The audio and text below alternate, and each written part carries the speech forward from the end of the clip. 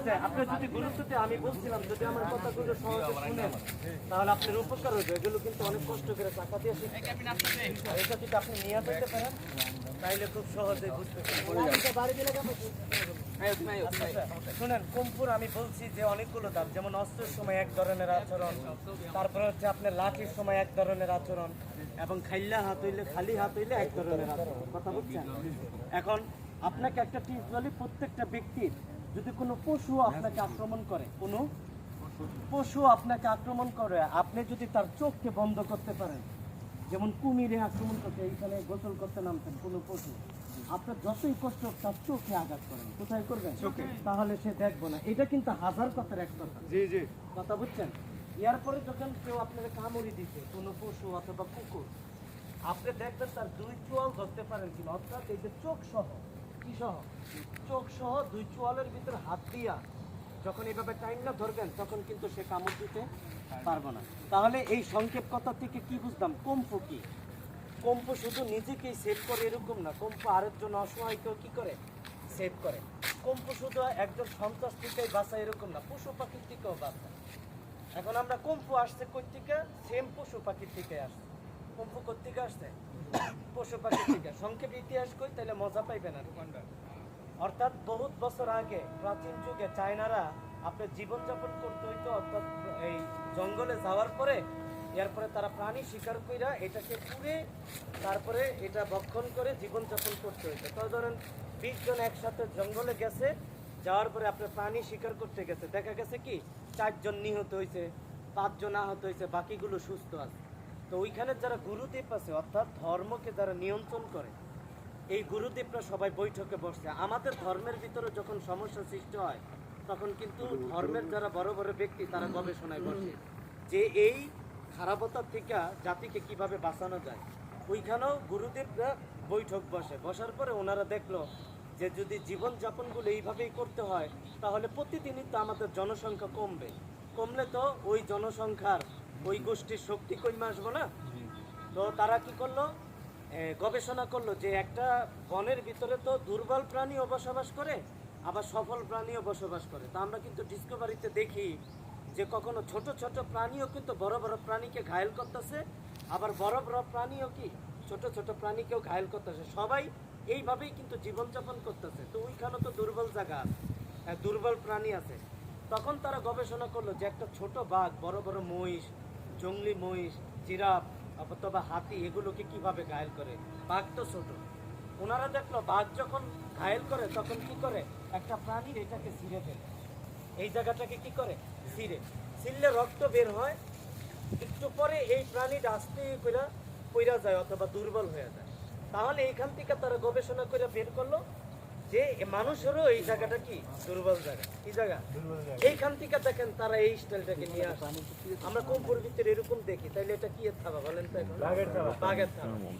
এরপরে দেখা যায় একটা সাপ, প্রথমে গিয়ে যে কোনো প্রাণী যখন তাকে আক্রমণ করে সে চোখে এইভাবে মারে। সাপের থাবা কিন্তু অনেক স্পিডে যায়, বুঝছেন? তখন সে দেখলো যে চোখ একটা দুর্বল জায়গা, তো এই মানুষের চোখও কিন্তু দুর্বল জায়গা। এখন আমাদের দেশগুলোতে কি হয়, আগে কলারে ধরে একটা থাপ করতো, ঠিক আছে না? এখন উনি যেমনে ধরছে টাইট করে, তা আমি টান দিলে কিন্তু বুদামটা সিরিয়াস হইতেছে। এখন কেউ যদি আমাদের উপরে আক্রমণ করে আমরা চাই ছুটতে, কিন্তু কম্প মার্শালরা রাইখা দেয়। কি দেয়? এই জানো না যাইতে পারে।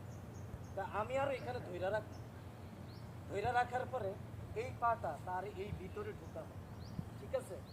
ঢুকানোর পরে বলছিলাম একটা মানুষের চোখে আঘাত করেন বা ফেস, কিন্তু আপনি যে পিছিয়ে যাইতেছেন, পিছিয়ে গেলে এইগুলো সুইল্লা এটা আইয়া পড়বে আমার হাতের লাগে। আপনি যেভাবে পিছিয়ে গেছেন না, আমি যখন এইভাবে ধর্ম থাবা দিয়া পিছিয়ে যাওয়ার সাথে সাথে এটা আরো সিল্লা বিল্লা আয়া পড়বে, কারণ আমার ধরাটা তখন নর্মাল হয়ে যাবে। সেই ধরাতে এখানে দল দেবো, এইখানে দল দেবো, এই যে এইটা। এখন যদি আপনি টান দেন তাহলে এই চামড়া যদি আমার দিয়া যাইতে কোনোভাবে ছুটবে না, ব্যথা লাগতেছে না? ঠিক আমি যখন ধর্ম শত্রুপক্ষ তখন আমি নর্মালভাবে ধরবো। এখন আমি দেখাইতেছি যে আপনি সবাই বন্ধু সুলভ কেমনে, আর তখন যদি উনি যদি সরেও তাও আমার কি আছে, লাভ আছে, কারণ এটা আরো ক্ষতিতে পরিণত হই। এখন দেখেন তাহলে আমি খুব সেন্সিটিভ ভাবে ছুটলাম, এই ধরছিল উনি, আমি যদি এখানে টানাটানি করতাম এটা ছিল ভুল। আমার তো এইখানে ছুটানোর কোনো দরকার নাই, উনি নিজেই ছাড়বো। আমি আর এখানে ধইরা রাখতেছি। আবার আছে কি এই চাপ আইসিনি, হ্যাঁ এখন আপনার ব্যথা লাগেনি, তাইলে এইখান থেকে এখন এই চাপের পরে এইখানে নর্মাল হয়ে গেছে এই, ঠিক আছে?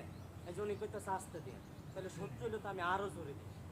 এরপরে এইটাকে যখন এই মসুদটা ধরে এই যে এইখানে পাইছে, এই যে এইখানে মারব, কিন্তু প্রথম ছোড়াটা কত ইজিতে ছুটলাম, এইখান থেকে এই চাপ, এখান থেকে এই চাপ, এই যে একটু টান দিয়ে আইছে, তখন তার এখানে প্রেশার পড়ছে, এটা লুজ হয়ে গেছে।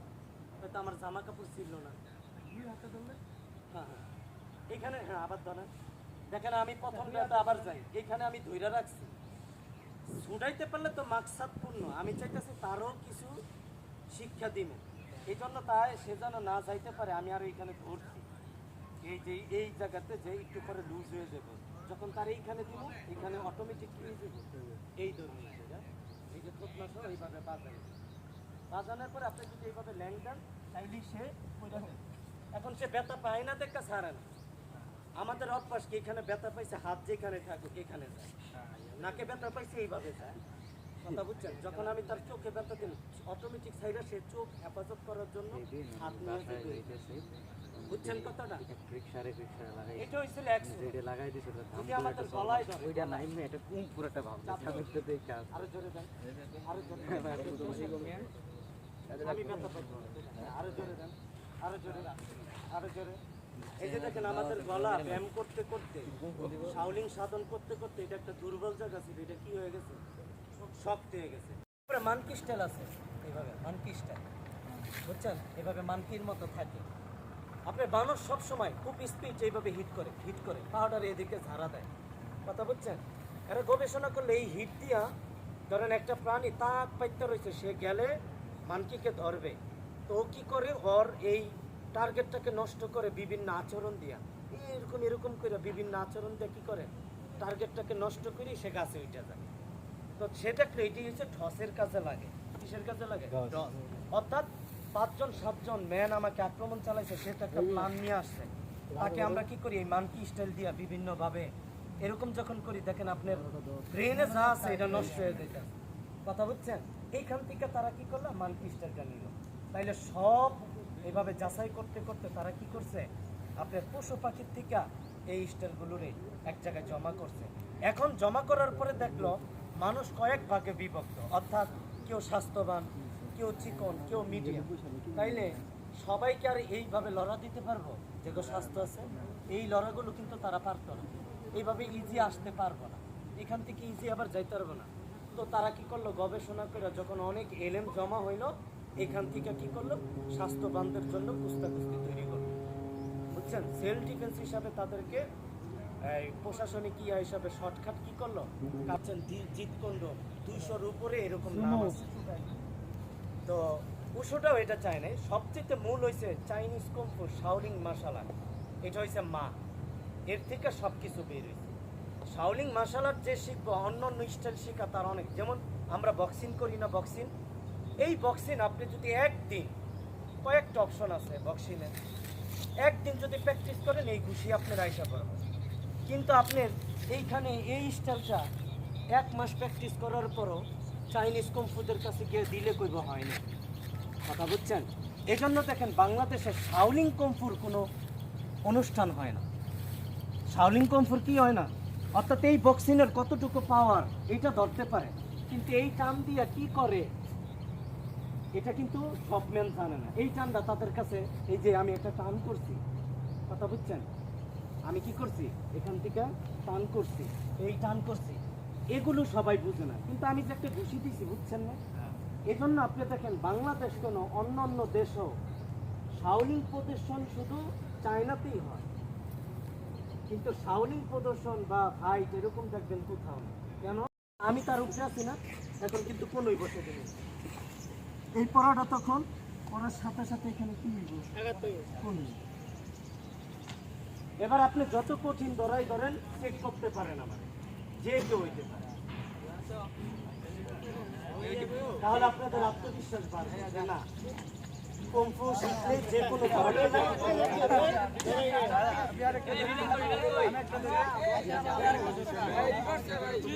আজকে কেন ধরাধরির একটা টেকনিক এখন এখন লাস্ট কথা লাঠি দিয়ে বাড়ি দিলে কিভাবে লাঠি দিয়ে সেকেন্ডের ভিতরে নিতে হয় তাহলে আমরা যখন ওই যে কাজে যাবো যে জিনিসটার ব্যাপারে ভয় পাওয়া যে আমার উপরে আক্রমণ করা কথা বলছেন এগুলো আর থাকবে না এরপরে অস্ত্র ধরলে কিভাবে আনতে হয় আরো তো 2-3 দিন আরো তো অনেক দিন বাকি আছে আপনি স্বল্প স্বল্প করে শিখে এটাকে আপনি ব্রেনে ঠিক আছে এখন এটা আরো বেশি সহজ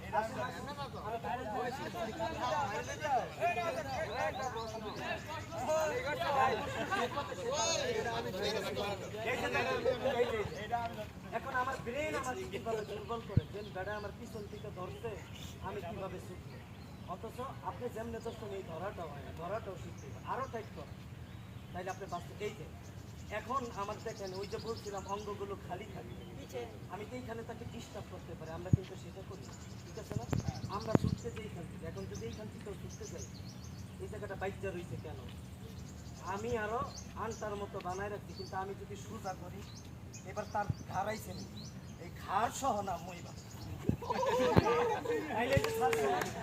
এখন যদি বাস্তবে দেখাতে চাই তাহলে উনি ঠিক খাইলে ঠিক খাইলে ঘাড় খাইলে এখন উনি বলে ভাই এটা কি ঠান্ডা দিতেছে না না না যখন এটা বাস্তব আরো শীত আমারও এই যে বলছে না আপনার দলে কিন্তু আমরা কিন্তু এইভাবে চেষ্টা করি আপনি কি তখন করবেন জোর দেয়, তখন সে কি আরো শক্ত করে তারা ধরতেছে। যখন তুমি উপরে ইজি দিবা ইজি দিলে তো বডিটা খাইতে গেছে এটা সেকেন্ডের ভিতরে সেকেন্ডের ভিতরে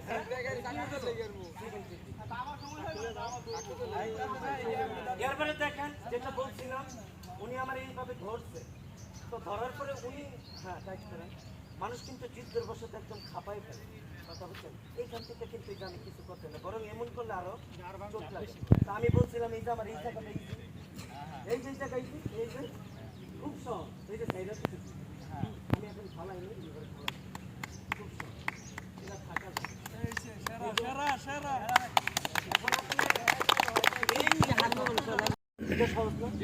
আরেকটা কথা হয়েছে যে আমি আপনাকে মুখস্থ করাইলাম ধরে দেয় এখন 2 দিন পরে দেখা গেল অল্প সময় শিখতে হবে আবার খুব তাড়াতাড়ি যায় 2 দিন পরে আপনি ভুলে গেলেন এরপর আপনার মনে হইলো কি কম্পু দিয়ে কিছু হয় কিন্তু আপনি যদি নীতিটা মনে রাখতে পারেন আর ব্রেন যদি ঠান্ডা রাখতে পারেন তাহলে আপনি যে কোনো পরিস্থিতিতে কাজ ছাড়তে পারবেন এখন এই নীতিগুলো দেখানোর জন্য ব্রেন ক্লিয়ার হওয়ার জন্য আমি কয়েকটা পরিস্থিতি দেখাই এরপর আপনি বুঝতে পারবেন যে ফাইট এবং একটা মানুষ থেকে ছুটা 3 জন থেকে ছুটা কতটা সহজ কথা বুঝছেন আইন শানুন ধরেন আমাদের প্রথমত রাস্তাঘাটে ঝামেলা হইলে প্রথমে এসে আমরা কি করি উগ্রতা পাবো অর্থাৎ উনি যে আমার সামনে স্বাভাবিক ব্যক্তি হিসাবে দাঁড়াইছে উনি আমার কি করতে পারবে এগুলো আমরা জানি অর্থাৎ একটা মানুষ আসার পরে প্রথমে একটা ভেজে ঘষি দেয় এটা করে অথবা একটা ধাক্কা দেয় অথবা কলারে দেয় অথবা এই সামথিং একটা লাফ দেয় ওই যে বড়